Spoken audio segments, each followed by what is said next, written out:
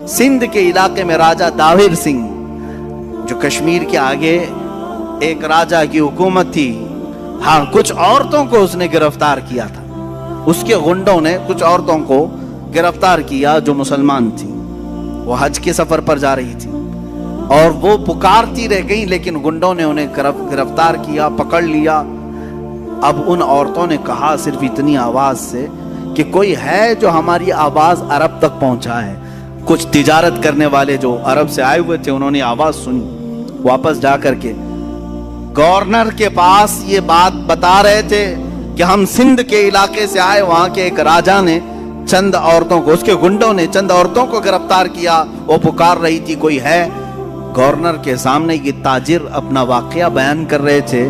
وہیں سامنے سے ایک جوان شہزادہ گزر رہا تھا، صرف 18 سال کی عمر تھی. محمد بن قاسم کھڑا ہو گیا، واقعہ سنا. اس نے کہا چچا میں جانے کے لیے تیار ہوں. اور وہیں سے پکارا زور سے، لبیک یا اختی، اے میری بہن تیرا بھائی حاضر ہوگا. 10,000 کا لشکر لے کر سب سے پہلے ہندوستان میں آنے والا محمد بن قاسم ہے. سندھ کے علاقے میں آئے. میرے عزیزوں، لوٹ مار کرنے نہیں آئے تھے. محمد بن قاسم لوٹ مار کرنے نہیں آئے، وہ انصاف کا ترازو قائم کرنے کے لیے آئے.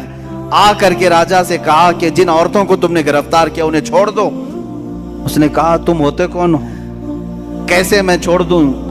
یہ تمام باتیں غرور اور نخوت کی تھی، تکبر اور گھمنڈی کی تھی. پھر اس جوان نے کہا تو چلو ٹھیک ہے، پھر دو بدو ہو جاتے ہیں، مقابلہ کرتے ہیں.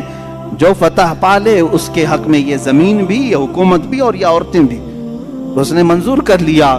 اسے معلوم نہیں تھا پہلی مرتبہ وہ جوان شیر سے اس کا مقابلہ ہو رہا تھا. 3 دن سے زیادہ لڑائی چل نہیں سکی. سارے فوجی مارے گئے اور وہ راجہ گرفتار ہوا محمد بن قاسم کے ہاتھ میں. اور پھر ان عورتوں کو آزاد کرایا اور لوگوں سے کہا جس کا دل چاہے وہ اسلام قبول کرے، جس کا دل چاہے وہ اپنے مذہب پر رہے. یہ بات میں نہیں کہہ رہا، الہ آباد یونیورسٹی کے ایک بڑے پنڈت ہیں جنہوں نے کتاب لکھی ہے محمد بن قاسم کی سیرت پر. وہ پنڈت خود کہتے ہیں کہ میں نے محمد بن قاسم سے زیادہ عدل اور انصاف کرنے والا کسی کو نہیں دیکھا.